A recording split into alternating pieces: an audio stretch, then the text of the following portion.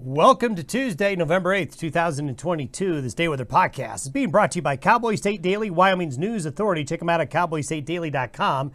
Also brought to you by Chug Water Chili. Don't forget to use code CHUGWATER at checkout. Get a lot off, 20% off. That's a lot on some Chug Water Chili. And I tell you, the way the outlook is looking later this week and next week, boy, it looks chilly eating weather for sure. As you know, I throw on a lot of Richard Feynman quotes because, number one, he's got great quotes. Number two, he was brilliant. And there's a lot of things, especially with weather and climate, where his quotes are really apropos to some situations that we find ourselves in. Because if you think about how wonderful the fall was, just on a dime here over the last week, we've been hit by wind, snow, everything, especially the wind and just crazy weather conditions after going a long stretch of really not a lot. But we've got this next Pacific weather system coming our way. It's going to bring a lot of variety of weather. Depending on where you live, there's going to be a wide variety. Some of you are just going to be really windy, mild and colder. Some of you are looking at a pretty significant snow event.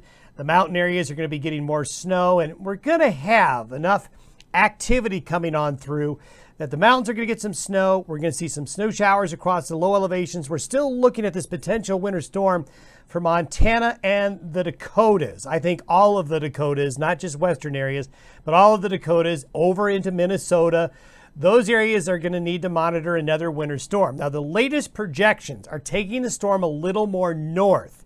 So it may not be as much of a major storm for northern and northeastern Wyoming as it looked a day ago, but we'll continue to watch it. Honestly, it looks a lot like some of the storms we saw late last spring in that same particular area, but it will be impactful up there. In the rest of the West, there's going to be not a lot of snow, but just enough snow, wind, and very cold temperatures to cause some travel problems.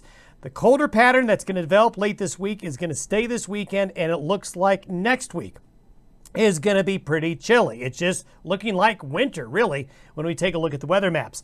Have a little bit of a La Nina update for you as well. Now, we've got some great photos to show you and also a pretty interesting video.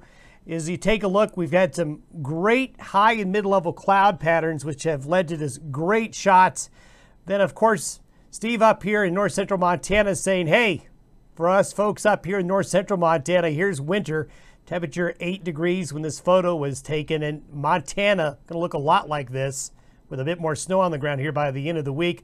Great lenticular shot there. And then this was late last week when the windstorm got started. Great shot out of Estes Park showing the snow blowing off those peaks there. And speaking of wind, take a look at this video coming out of Chadron, Nebraska yesterday of a roof coming off. Thanks, Tyler, for sending this in. That's just ridiculous. This happened yesterday with a very strong southeast wind going into the panhandle of Nebraska into that Pine Ridge. And we have mentioned at times before, La Nina patterns produce high wind events. The high wind events tend to be more intense during La Ninas, and boy, there was an example of it there. Today's satellite photo looks remarkably like yesterday's. We still have that same pocket of cold air with the low just off the Northern California coast. Great rain and snow heading into California. Boy, that is just great news to see that early season snowpack build in the Sierras and part of the Oregon and Washington mountains there. The system is kind of stuck right there along the west coast, but it gets unstuck later today and tonight as this low acts as a kicker and begins to push it eastward like this as we get later on into the forecast period. So basically today is going to be like yesterday, warm out ahead of the system, but a lot colder and windy on the other back side of the system. And so as we go and take a look at temperatures, look at these temperatures. This is by 6 o'clock tonight. Look at the contrast between the very cold air with this low and the very warm air out on the plains. So you're talking 70-degree temperatures here, even some 80s in Texas and Oklahoma, while you're looking at single digits here in Montana. And for you folks in northern Wyoming, the Bighorn Basin, Cody, Worland, Powell, up at Sheridan and Gillette, and up into Montana, you can see the cold is creeping in, but the southern half of Wyoming, down into Colorado, well, you're in that warm flow. It's a bit of a battle of air masses, but what will happen is the cold air will win out, as the storm moves off to the east. And you can see that the storm is projected to be a little more north. Yesterday, the low was forecasted to be right here. So it looks like it's going to be more of a Montana, North Dakota, South Dakota, then Minnesota storm, then up into Saskatchewan and Manitoba later on in this week.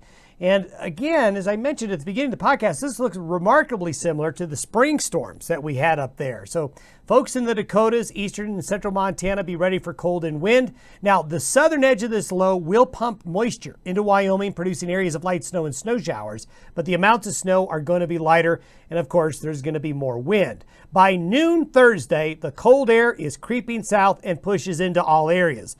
So temperatures on Thursday really drop. Those purple areas showing the coldest.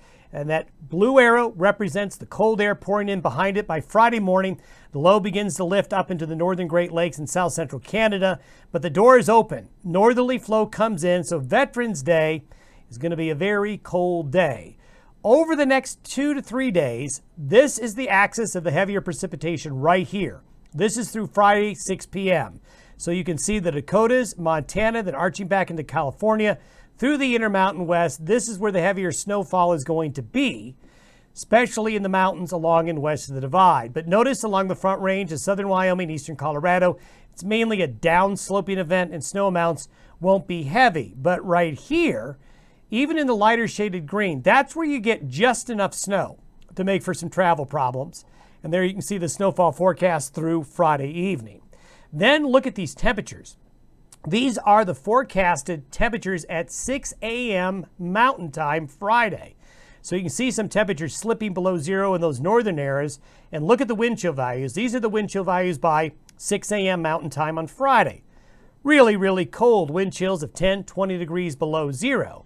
Then by noon Sunday, the low is all the way now headed towards Buffalo. Going to cause some lake effect snows in the Great Lakes this weekend. And basically, that just drives more cold air in across the northern areas of Canada, southward into the lower 48. When you see these little situations where there's like a tongue coming out on the backside of these lows, you can just make the assumption that there's a pocket of really cold air coming in, and that's exactly what we see. See that pocket of cold air by noon Sunday? And look at the cold. It gets all the way to the Gulf Coast. Almost the entire lower 48 has colder than average temperatures by this weekend. This is by next Wednesday. The lower 48, relative to the 30-year average, is the coldest. Now, you see this warmer area here in Alaska? This is typical. When the cold air gets displaced off the higher latitudes, you see the anomaly of cold there. This doesn't mean it's warm in Alaska. What it means is temperatures are going to be a bit above average, still cold. That's because the cold air has been displaced from the higher latitudes to the lower latitudes. So if you take a look at temperatures over the next week, so this is from Friday through next Thursday. These are the temperature anomalies for a whole week. So you can see why it's going to be getting colder. Still keeping an eye on Nicole. Tropical storm Nicole is likely to become a weak, well, let's say a Category 1 hurricane just before it hits the east central coast of Florida and moves on in. Now, going out further, if you want to talk about Thanksgiving week, this is the forecasted temperature anomaly for the Thanksgiving week. And you can see most of the country is trending colder than the 30-year average during that weekly period. Quick La Nina update. Here are your sea surface temperature anomalies as of this past Friday. And you can still see La Nina right there, although it's getting some chunks eaten out of it right here, but La Nina is still there. Now, we did get a new update from the European model. The European model is showing that this is the month of November, the sea surface temperature anomaly. By January, it's still there, but it's fading. See it fading, beginning to fade? Look what happens by April. We start to see a warm tongue here. We're going to be in a neutral status by then. And I don't know if we believe this or not, but by May, it's actually showing a weak El Nino forming. I don't know if it's going to be one, but that's the trend that we want to see this La Nina go away. Have yourself a great Tuesday. See you tomorrow.